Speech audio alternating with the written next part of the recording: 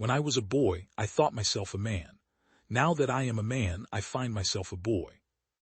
The experiments I am about to relate may be repeated with great ease, whenever the sun shines, and without any other apparatus than is at hand to everyone.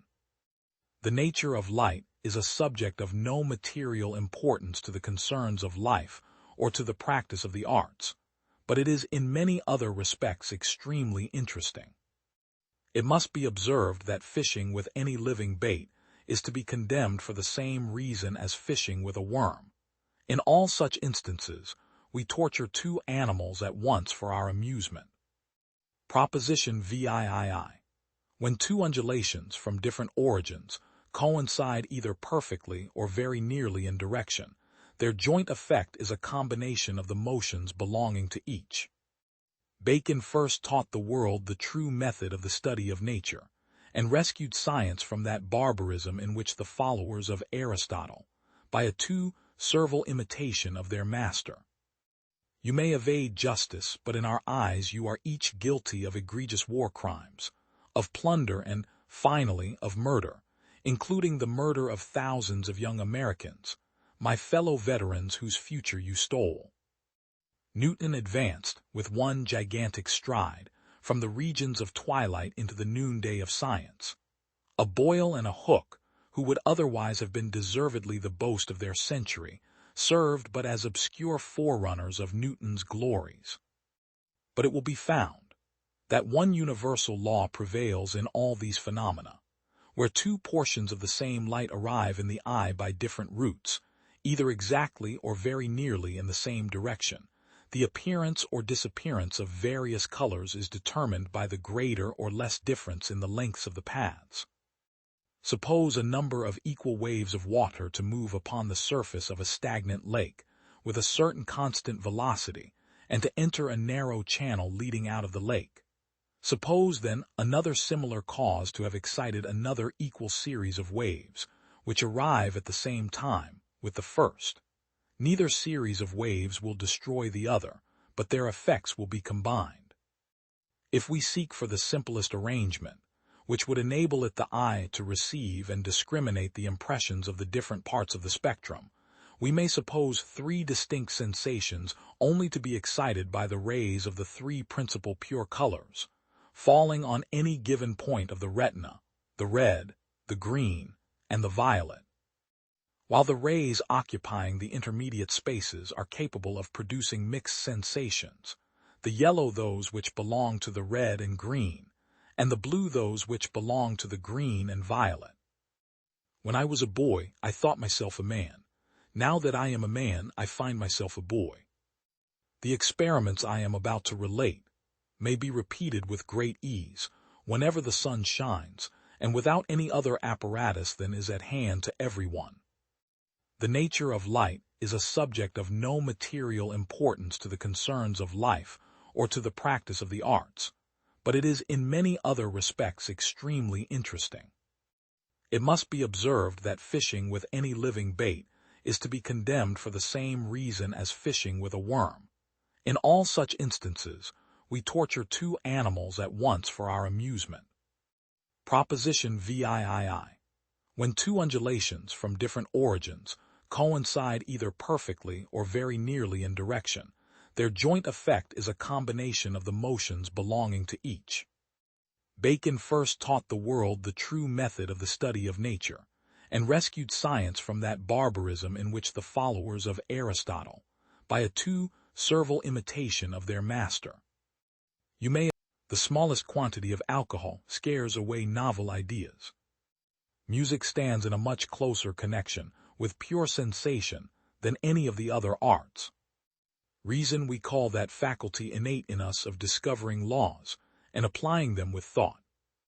A metaphysical conclusion is either a false conclusion or a concealed experimental conclusion.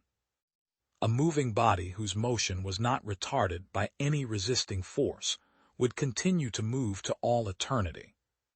Music strikes the ear as a perfectly undisturbed uniform sound, which remains unaltered as long as it exists. All that science can achieve is a perfect knowledge, and a perfect understanding of the action of natural and moral forces. Whoever, in the pursuit of science, seeks after immediate practical utility, may generally rest assured that he will seek in vain. The quantity of force which can be brought into action in the whole of nature is unchangeable, and can neither be increased nor diminished. Each individual fact, taken by itself, can indeed arouse our curiosity or our astonishment, or be useful to us in its practical applications. What we see is the solution to a computational problem. Our brains compute the most likely causes from the photon absorptions within our eyes. Black is real sensation, even if it is produced by entire absence of light. The sensation of black is distinctly different from the lack of all sensations. The originator of a new concept finds, as a rule, that it is much more difficult to find out why other people do not understand him than it was to discover the new truth. I think the facts leave no doubt that the very mightiest among the chemical forces are of electric origin. The atoms cling to their electric charges, and opposite electric charges cling to each other. A raised weight can produce work, but in doing so it must necessarily sink from its height, and when it has fallen as deep as it can fall, its gravity remains as before, but it can no longer do work. There is a kind, I might almost say, of artistic satisfaction when we are able to survey the enormous wealth of nature as a regularly ordered whole, a cosmos, an image of the logical thought of our own mind. Windmills, which are used in the great plains of Holland and North Germany to supply the want of falling water, afford another instance of the action of velocity. The sails are driven by air in motion, by wind. Not that I wish by any means to deny that the mental life of individuals and peoples is also in conformity with law, as is the object of philosophical, philological, historical, moral, and social sciences to establish.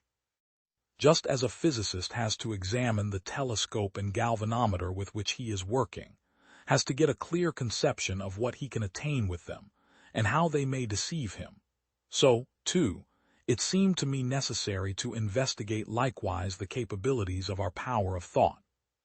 The most startling result of Faraday's law is perhaps this. If we accept the hypothesis that the elementary substances are composed of atoms, we cannot avoid concluding that electricity also, positive as well as negative, is divided into definite elementary portions, which behave like atoms of electricity. Isolated facts and experiments have in themselves no value, however great their number may be. They only become valuable in a theoretical or practical point of view when they make us acquainted with the law of a series of uniformly recurring phenomena, or, it may be, only give a negative result showing an incompleteness in our knowledge of such a law, till then held to be perfect. During the first half of the present century, we had an Alexander von Humboldt, who was able to scan the scientific knowledge of his time in its details, and to bring it within one vast generalization. At the present juncture, it is obviously very doubtful whether this task could be accomplished in a similar way, even by a mind with gifts so peculiarly suited for the purpose as Humboldt's was, and if all his time and work were devoted to the purpose. The total quantity of all the forces capable of work in the whole universe remains eternal and unchanged throughout all their changes. All change in nature amounts to this, that force can change its form and locality, without its quantity being changed. The universe possesses, once for all, a store of force which is not altered by any change of phenomena, can neither be increased nor diminished, and which maintains any change which takes place on it. When I was a boy, I thought myself a man. Now that I am a man, I find myself a boy. The experiments I am about to relate may be repeated with great ease, whenever the sun shines, and without any other apparatus than is at hand to everyone. The nature of light is a subject of no material importance to the concerns of life or to the practice of the arts, but it is in many other respects extremely interesting. It must be observed that fishing with any living bait is to be condemned for the same reason as fishing with a worm. In all such instances, we torture two animals at once for our amusement. Proposition VIII. When two undulations from different origins coincide either perfectly or very nearly in direction, their joint effect is a combination of the motions belonging to each. Bacon first taught the world the true method of the study of nature, and rescued science from that barbarism in which the followers of Aristotle, by a nature never jests. The ovary of an ancestress will contain not only her daughter, but also her granddaughter, her great-granddaughter, and her great-great-granddaughter. And if it is once proved that an ovary can contain many generations, there is no absurdity in saying that it contains them all. I call that part of the human body irritable, which becomes shorter upon being touched, very irritable if it contracts upon a slight touch, and the contrary if by a violent touch it contracts but little. I call that a sensible part of the human body, which upon being touched transmits the impression of it to the soul. And in brutes, in whom the existence of a soul is not so clear, I call those parts sensible, the irritation of which occasions evident signs of pain and disquiet in the animal. On the contrary, I call that insensible, which being burnt, tore, pricked, or cut till it is quite destroyed, occasions no sign of pain nor convulsion, nor any sort of change in the situation of the body. The result of all these experiments has given place to a new division of the parts of the human body, which I shall follow in this short essay, by distinguishing those which are susceptible of irritability and sensibility from those which are not. But the theory, why some parts of the human body are endowed with these properties, while others are not, I shall not at all meddle with. For I am persuaded that the source of both lies concealed beyond the reach of the knife and microscope, beyond which I do not choose to hazard many conjectures, as I have no desire of teaching what I am ignorant of myself. For the vanity of attempting to guide others in paths where we find ourselves in the dark shows, in my humble opinion, the last degree of arrogance and ignorance. When I was a boy, I thought myself a man. Now that I am a man, I find myself a boy. The experiments I am about to relate may be repeated with great ease, whenever the sun shines, and without any other apparatus than is at hand to everyone. The nature of light is a subject of no material importance to the concerns of life or to the practice of the arts, but it is in many other respects extremely interesting. It must be observed that fishing with any living bait is to be condemned for the same reason as fishing with a worm. In all such instances, we torture two animals at once for our amusement. Proposition VIII. When two undulations from different origins coincide either perfectly or very nearly in direction, their joint effect is a combination. You see but you do not observe. Any truth is better than indefinite doubt. There is nothing more deceptive than an obvious fact. The love of books is among the choicest gifts of the gods. Healthy skepticism is the basis of all accurate observation. You yourself may not be luminous, but you are a conductor of light. I'm not a psychopath, I'm a fully functioning sociopath. Do your research. The world is full of obvious things which nobody, by any chance, ever observes. Life is infinitely stranger than anything which the mind of man could invent. There are 50 who can reason synthetically, for one who can reason analytically. Mediocrity knows nothing higher than itself, but talent instantly recognizes genius. The chief proof of man's real greatness lies in his perception of his own smallness. Education never ends, Watson. It is a series of lessons, with the greatest for the last. It has long been an axiom of mine that the little things are infinitely the most important. Skill is fine, and genius is splendid, but the right contacts are more valuable than either. It is stupidity, rather than courage, to refuse to recognize danger when it is close upon you. When you have eliminated the impossible, what is left, no matter how unlikely, is the truth. When the impossible has been eliminated, All that remains, no matter how improbable, is possible. It is a fool's plan to teach a man to be a cur in peace, and think that he will be a lion in war. It is a capital mistake to theorize before one has data. Insensibly, one begins to twist facts to suit theories, instead of theories to suit facts. How sweet the morning air is! How small we feel with our petty ambitions and strivings in the presence of the great elemental forces of nature. The most dangerous condition for a man or a nation is when his intellectual side is more developed than his spiritual. Is that not exactly the condition of the world today? A dog reflects the family life. Whoever saw a frisky dog in a gloomy family or a sad dog in a happy one? Snarling people have snarling dogs. Dangerous people have dangerous ones. Depend upon it, there comes a time when for every addition of knowledge you forget something that you knew before. It is of the highest importance, therefore, not to have useless facts elbowing out the useful ones. When the spirits are low, when the day appears dark, when work becomes monotonous, when hope hardly seems worth having, just mount a bicycle and go out for a spin down the road, without thought on anything but the ride you are taking. When I was a boy, I thought myself a man. Now that I am a man, I find myself a boy. The experiments I am about to relate may be repeated with great ease, whenever the sun shines, and without any other. I feel an army in my fist.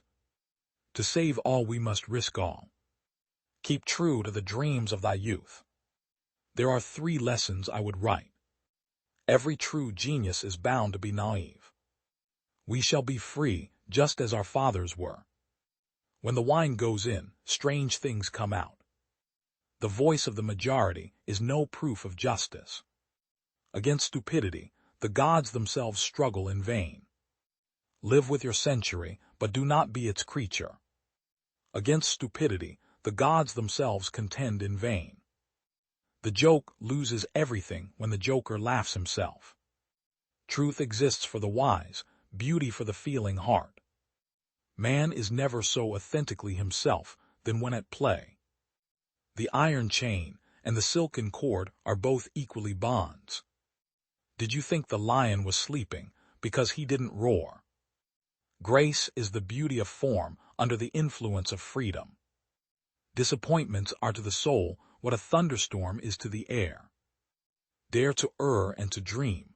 Deep meaning often lies in childish play. It is not flesh and blood, but heart which makes us fathers and sons. Our age is enlightened. How is it then that we still remain barbarians?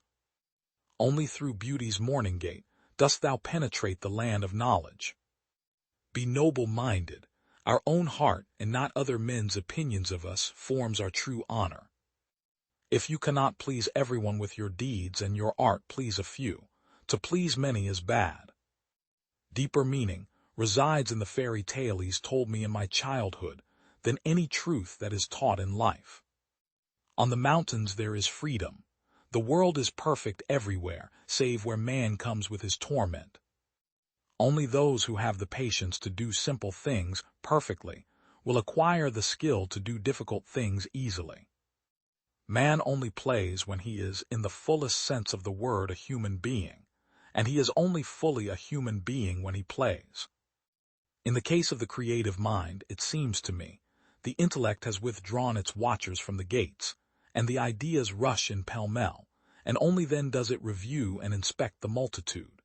You worthy critics, or whatever you may call yourselves, are ashamed or afraid of the momentary and passing madness which is found in all real creators, the longer or shorter duration of which distinguishes the thinking artist from the dreamer. Hence your complaints of unfruitfulness, for you reject too soon and discriminate too severely. When I was a boy, I thought myself a man. Now that I am a man, I find myself a boy. The experiments I am about to relate may be repeated with great ease, whenever the sun shines, and without any other apparatus than is at hand to everyone. The nature of light is a subject of no material importance to the concerns of life or to the practice of the arts, but it is in many other respects extremely interesting. It must be observed that fishing with any living bait is to be condemned for the same reason as fishing with a worm. In all such instances, we torture two animals at once for our amusement. Proposition VIII. When two undulations from different origins coincide either perfectly or very nearly in direction, their joint effect is a combination of the motions belonging to each. All disease begins in the gut. Walking is man's best medicine. Primum non nocere, first do no harm. The life so short, the craft so long to learn. Eunuchs do not take the gout, nor become bald. Cure sometimes, treat often, and comfort always. Let food be thy medicine, and medicine be thy food. Natural forces within us are the true healers of disease. When sleep puts an end to delirium, it is a good symptom. Extreme remedies are very appropriate for extreme diseases. Declare the past, diagnose the present, foretell the future. That which is used develops, that which is not used wastes away. Wherever the art of medicine is loved, there is also a love of humanity. Healing is a matter of time, but it is sometimes also a matter of opportunity. As to diseases, make a habit of two things to help, or at least to do no harm. The natural healing force within each of us is the greatest force in getting well. The soul is the same in all living creatures, although the body of each is different. If you are in a bad mood, go for a walk. If you are still in a bad mood, go for another walk. Life is short, art long, opportunity fleeting, experience treacherous, judgment difficult. Before you heal someone, ask him if he's willing to give up the things that make him sick. It is far more important to know what person the disease has than what disease the person has. There are in fact two things, science and opinion. The former begets knowledge, the latter ignorance.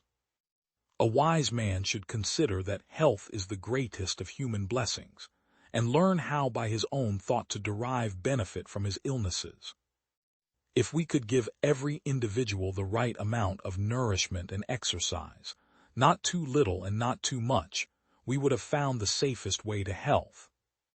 Disease is not an entity, but a fluctuating condition of the patient's body, a battle between the substance of disease and the natural self-healing tendency of the body. The physician must be able to tell the antecedents, know the present and foretell the future, must mediate these things, and have two special objects in view with regard to disease, namely, to do good or to do no harm. All parts of the body which have a function, if used in moderation and exercised in labors in which each is accustomed, become thereby healthy, well-developed, and age more slowly. But if unused, they become liable to disease, defective in growth, and age quickly. People think that epilepsy is divine simply because they don't have any idea what causes epilepsy. But I believe that someday we will understand what causes epilepsy, and at that moment, we will cease to believe that it's divine. And so it is with everything in the universe. When I was a boy, I thought myself a man. Now that I am a man, I find myself a boy. The experiments I am about to relate may be repeated with great ease, whenever the sun shines, and without any other apparatus than is at hand to everyone. The nature of light is a subject of no material importance to the concerns of life or to the practice of the arts, but it is in many other respects extremely interesting. It must be observed that fishing with any living bait is to be condemned for the same reason as fishing with a worm. In all such instances, we torture two animals at once for our amusement. Proposition VIII. When two undulations from different origins coincide either perfectly or very nearly in direction, their joint effect is a combination of the motions belonging to each. The riddle of the universe. The cell never acts, it reacts. Man is not above nature, but in nature.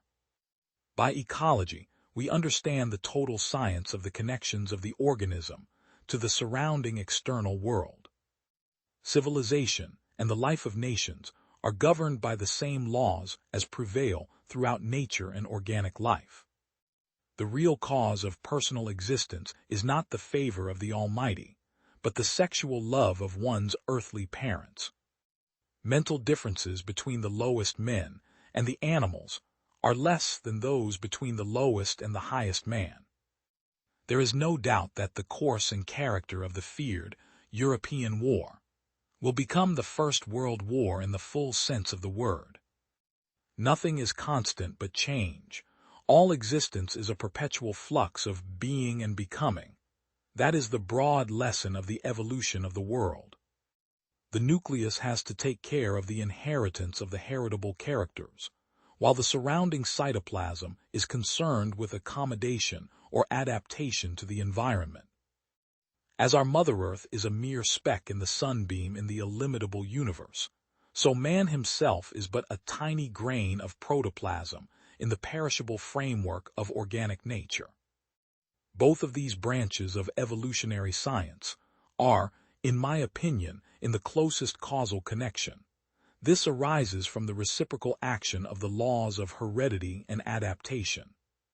Man is not distinguished from the animals by a special kind of soul, or by any peculiar and exclusive psychic function, but only by a higher degree of psychic activity, a superior stage of development.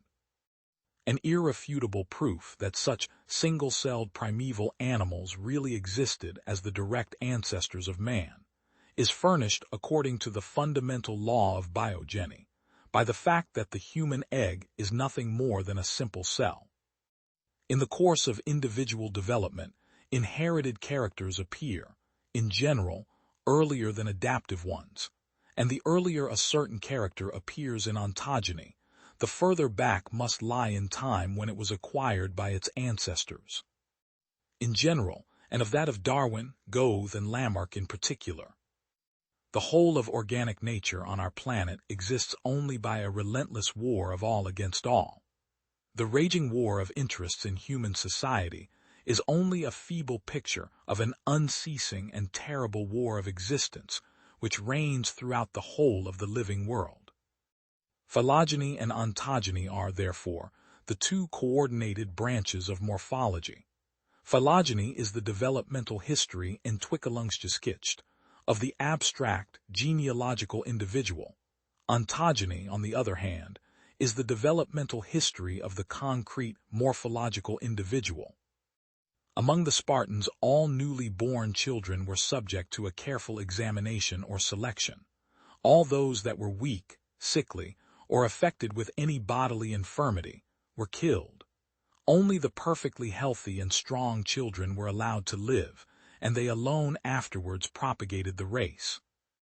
The succession of individuals, connected by reproduction and belonging to a species, makes it possible for the specific form itself to last for ages. In the end, however, the species is temporary. It has no eternal life. After existing for a certain period, it either dies or is converted by modification into other forms. It is, however, a most astonishing but incontestable fact that the history of the evolution of man as yet constitutes no part of general education. Indeed, our so-called educated classes are to this day in total ignorance of the most important circumstances and the most remarkable phenomena which anthropogeny has brought to light. We are compelled by reflection to recognize that God is not to be placed against the material world as in Christianity, but must be placed as a divine power or moving spirit within the cosmos itself. All the wonderful phenomena of nature around us, organic as well as inorganic, are only various products of one and the same original force. Where faith commences, science ends. Both these arts of the human mind must be strictly kept apart from each other. Faith has its origin in the poetic imagination. Knowledge, on the other hand, originates in the reasoning intelligence of man. Science has to pluck the blessed fruits from the tree of knowledge, unconcerned whether these conquests trench upon the poetical imaginings of faith or not.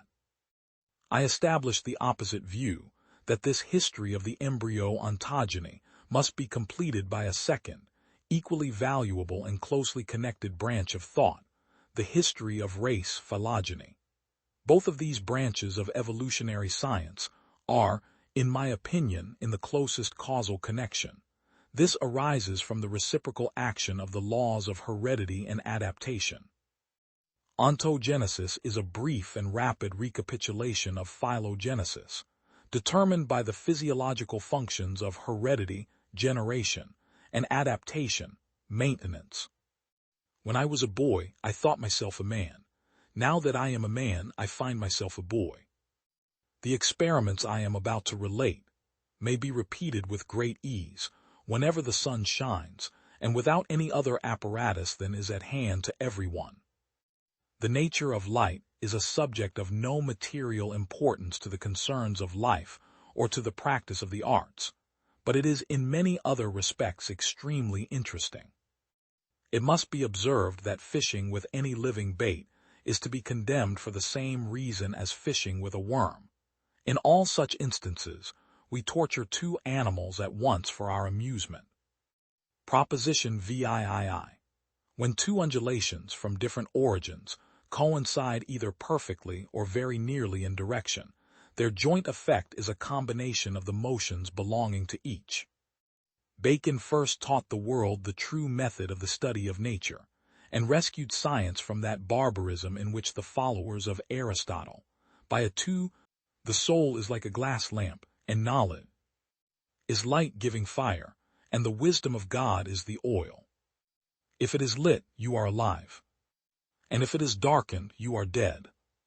Some doctors say, melancholy is from the jinn. Time is merely a feature of our memories and expectations. Absence of understanding does not warrant absence of existence. Beware of overeating, for most illnesses arise from excess food.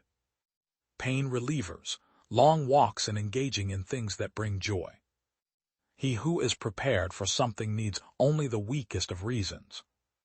Science and art leave societies in which they are not respected Avicenna. I despised my arrival on this earth, and I despise my departure. It is a tragedy. I would rather have a short life with width, rather than a narrow one with length. We are afflicted with a people who believe that God has guided no one but themselves. These are summary statements that need to be supported by their proper demonstrations. Trials have turned against me, and it is as if I have become a magnet and they are iron. The world is divided into men who have wit and no religion, and men who have religion and no wit. Illusion is half the illness, tranquility is half the cure, and patience is the first step to recovery. I complain to God about time, for its vicissitudes have worn away my renewed strength, though it was new. The knowledge of anything, since all things have causes, is not acquired or complete unless it is known by its causes. We have had enough of the commentaries written on the doctrines of the ancients. It is time for us to develop our own philosophy. Anyone who denies the law of non-contradiction should be beaten and burned until he admits that to be beaten is not the same as not to be beaten, and to be burned is not the same as not to be burned. 3. The third premise is that the resurrection is just the return of human souls to their own world. This is why God the Exalted has said, "O tranquil soul, return to your Lord, satisfied and satisfactory." When a thing standeth long in salt, it is salt, and if anything stand in a stinking place, it is made stinking. And if anything standeth with a bold man, it is made bold, and if it stand with a fearful man, it is made fearful. For us in medicine it makes no difference whether it is from the jinn or not. We say, whether it is from the jinn or not, the patient's mood becomes melancholic. So its proximate cause is the presence of melancholy. Let the cause of the melancholy illness be jinn. 2. The second premise is that according to the ancients' rewards is the occurrence of pleasure in the soul corresponding to the extent of its perfection, while punishment is the occurrence of pain in the soul corresponding to the extent of its deficiency. So the soul's abiding in deficiency is its alienation from God the Exalted, and this is the curse, the penalty. God's wrath and anger and pain comes to it from that deficiency, while its perfection is what is meant by God's satisfaction with it, its closeness and nearness and attachment. This then and nothing else is the meaning of reward and punishment according to them. At night I would return home, set out a lamp before me, and devote myself to reading and writing. Whenever sleep overcame me or I became conscious of weakening, I would turn aside to drink a cup of wine, so that my strength would return to me. Then I would return to reading, and whenever sleep seized me I would see those very problems in my dream, and many questions became clear to me in my sleep. I continued in this until all of the sciences were deeply rooted within me, and I understood them as is humanly possible. Everything which I knew at the time is just as I know it now.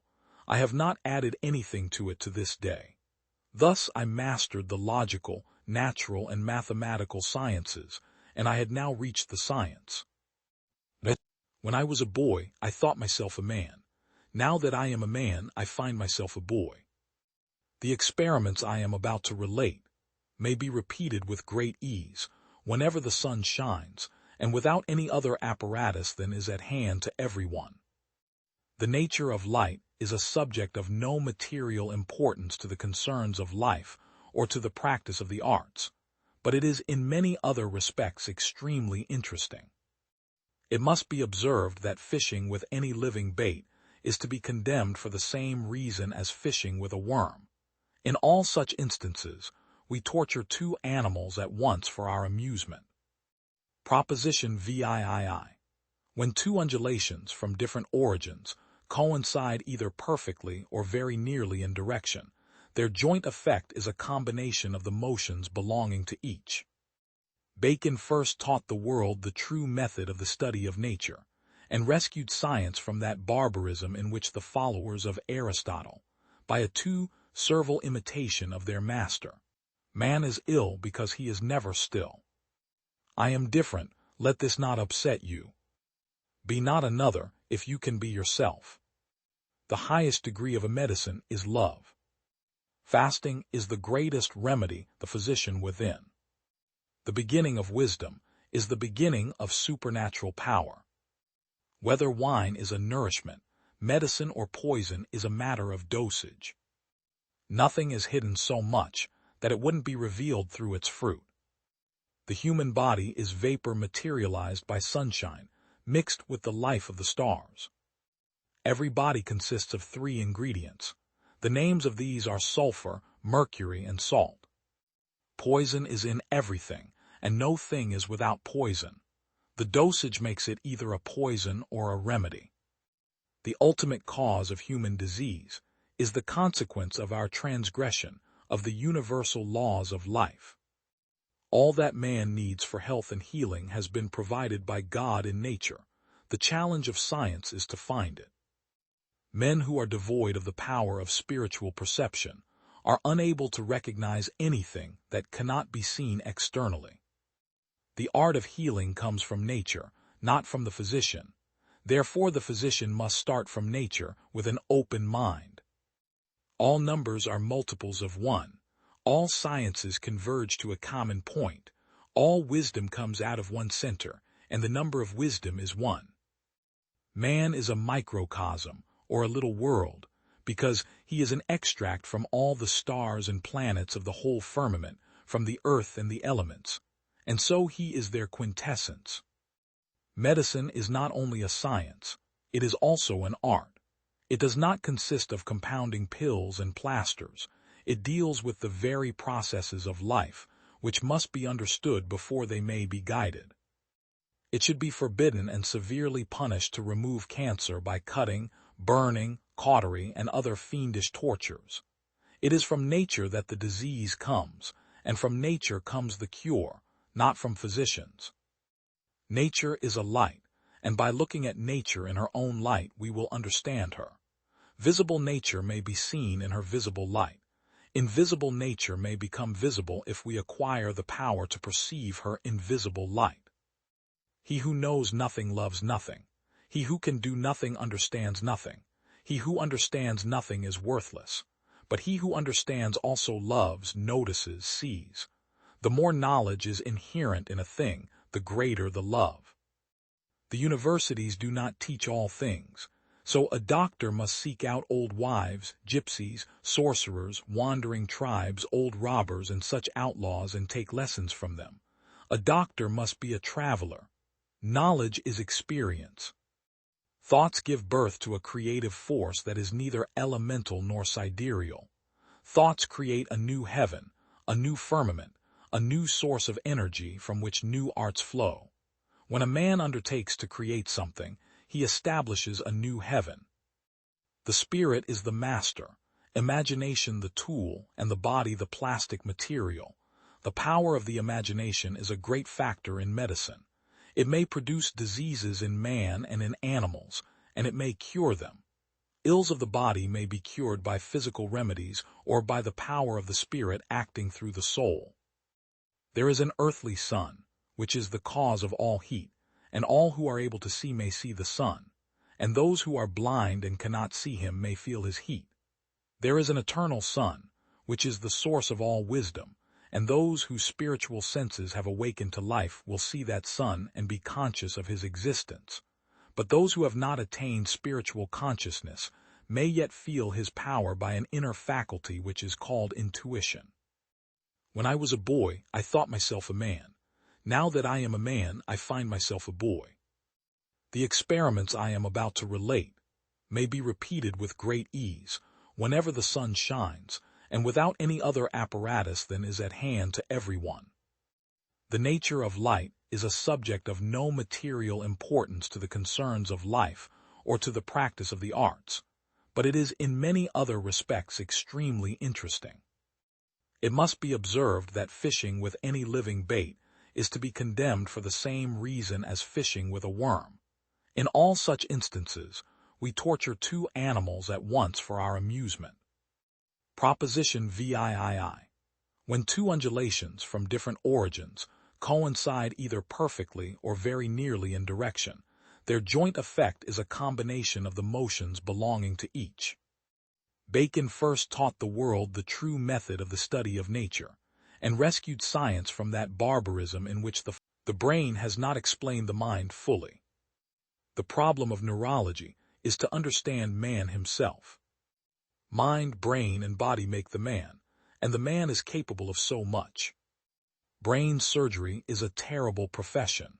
If I did not feel it will become different in my lifetime, I should hate it.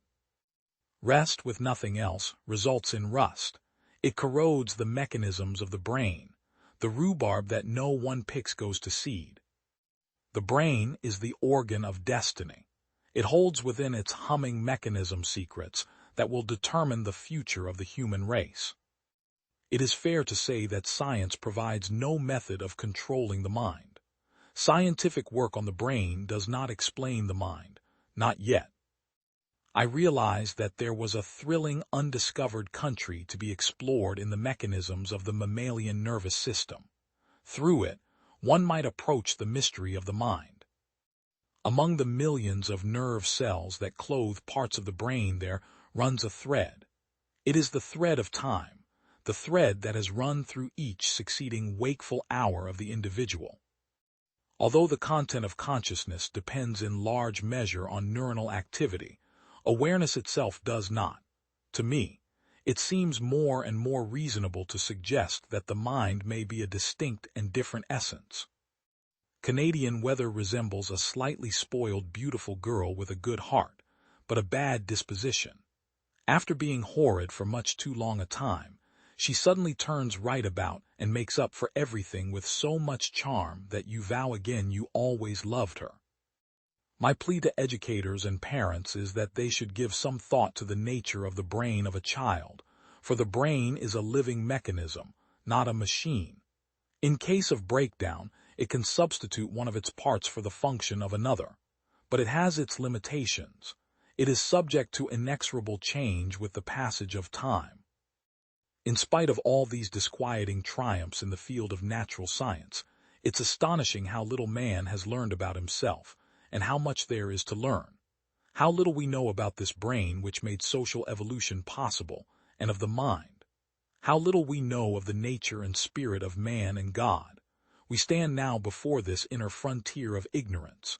If we could pass it, we might well discover the meaning of life and understand man's destiny. When I was a boy, I thought myself a man. Now that I am a man, I find myself a boy.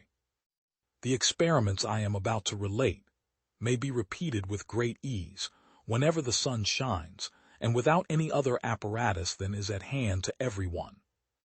The nature of light is a subject of no material importance to the concerns of life or to the practice of the arts, but it is in many other respects extremely interesting. It must be observed that fishing with any living bait is to be condemned for the same reason as fishing with a worm. In all such instances, we torture two animals at once for our amusement. Proposition VIII. When two undulations from different origins coincide either perfectly or very nearly in direction, their joint effect is a combination of the motions belonging to each. Bacon first taught the world, anticipate charity by preventing poverty. Accept the truth from whatever source it comes. Commune with your own heart on your bed and be still. Answer a fool according to his folly. Proverbs 26:4. You must accept the truth from whatever source it comes. The risk of a wrong decision is preferable to the terror of indecision. In the realm of nature there is nothing purposeless, trivial, or unnecessary.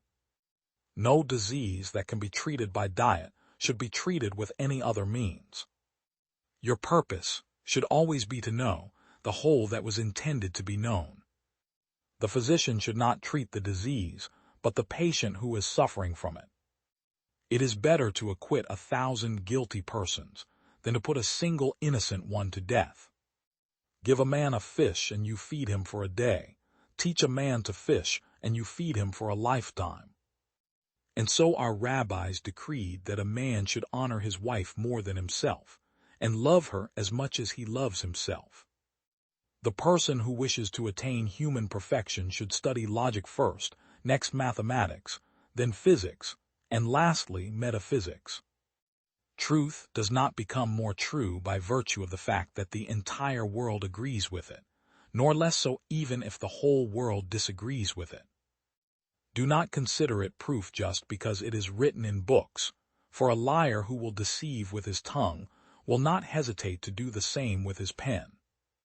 The laws remain undisturbed, ch. Romans 27. Apparent exceptions, the miracles, originate in these laws, although man is unable to perceive the causal relation. The basic principle is that there is a first being who brought every existing thing into being, for if it be supposed that he did not exist, then nothing else could possibly exist. All the evils that men cause to each other because of certain desires, or opinions or religious principles, are rooted in ignorance. All hatred would come to an end when the earth was flooded with the knowledge of God. If a person studies too much and exhausts his reflective powers, he will be confused and will not be able to apprehend even that which had been within the power of his apprehension. For the powers of the body are all alike in this respect. We naturally like what we have been accustomed to and are attracted towards it. The same is the case with those opinions of man to which he has been accustomed from his youth. He likes them, defends them, and shuns the opposite views. The definition of a thing includes its efficient cause, and since God is the primal cause, he cannot be defined or described by a partial definition. A quality, whether psychical, physical, emotional, or quantitative, is always regarded as something distinct from its substratum. The passage, "And he rested on the seventh day," Exod, Romans 20:11, is interpreted as follows. On the seventh day the forces and laws were complete, which during the previous 6 days were in the state of being established for the preservation of the universe. They were not to be increased or modified. You should recognize that man's soul, this single entity whose powers and parts we have described, may be compared to matter, and that the power of reasoning is its completed form. As long as the soul lies dormant and does not acquire its form from knowledge, then the nature of the soul is useless and exists in vain.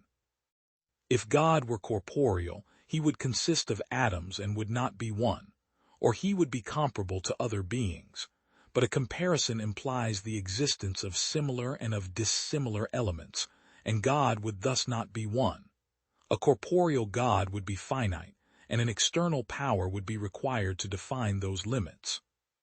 When the rabbis stated that obedience or disobedience to the commandments depends not on the will of Hashem but on man's free will, they echoed Jeremiah, who said, "Eight is it not from the mouth of the Most High that both calamities and good things come." Lamentations 3:38. By the bad he meant vice, and by the good he intended virtue, meaning that Hashem does not predetermine any person as bad or good. Since this is so, a person owes it to himself to mourn his sins and transgressions, since he has committed them of his own free will, as Jeremiah says. 39g. Why should a living man complain about the punishment of his sins? Lamentations 3:39. Jeremiah answers his question positively, telling us that the remedy for our disease lies with us. Just as our failings stemmed from our own free will, so do we have the power to repent of our evil deeds. When I was a boy, I thought myself a man. Now that I am a man, I find myself a boy. The experiments I am about to relate may be repeated with great ease, whenever the sun shines, and without any other apparatus than is at hand to everyone. The nature of light is a subject of no material importance to the concerns of life or to the practice of the arts, but it is in many other respects extremely interesting.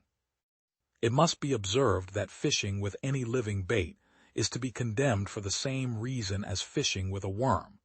In all such instances, we torture two animals at once for our amusement. Proposition VIII. When two undulations from different origins coincide either perfectly or very nearly in direction, their joint effect is a combination of the motions belonging to each. Wine is the nurse of old age. Laziness breeds humors of the blood. The best physician is also a philosopher. The chief merit of language is clearness. Look to the nervous system as the key to maximum health. Employment is nature's physician and is essential to human happiness. Those who are enslaved to their sex are not merely devoid of all sound knowledge, but they will not even stop to learn.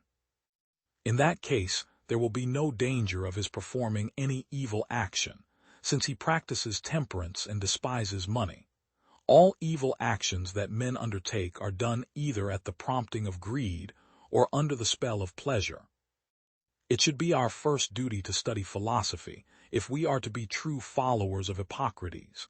And if we do this, nothing can prevent us from becoming like him, and indeed even better than he was, learning the things that he has so well set down and ourselves discovering those that remain. From the essay, that the best physician is also a philosopher. What reason, then, remains why the doctor, who practices the art in a manner worthy of Hippocrates, should not be a philosopher? For since, in order to discover the nature of the body, and the distinctions between diseases and the indications for remedies, he must exercise his mind in rational thought, and since, so that he may persevere laboriously in the practice of these things, he must despise riches and exercise temperance, he must already possess all the parts of philosophy, the logical, the scientific, and the ethical. Nor need he fear, if he condemns riches and lives temperately, that he will be doing something out of place. For all the rash and unjust things that men do, they do because they are seduced by covetousness or bewitched by pleasure. So he must of necessity have the other virtues as well, for they are all connected, and it is not possible to take any one of them without all the others following at once, as if strung on a single thread. From the essay, that the best physician is also a philosopher.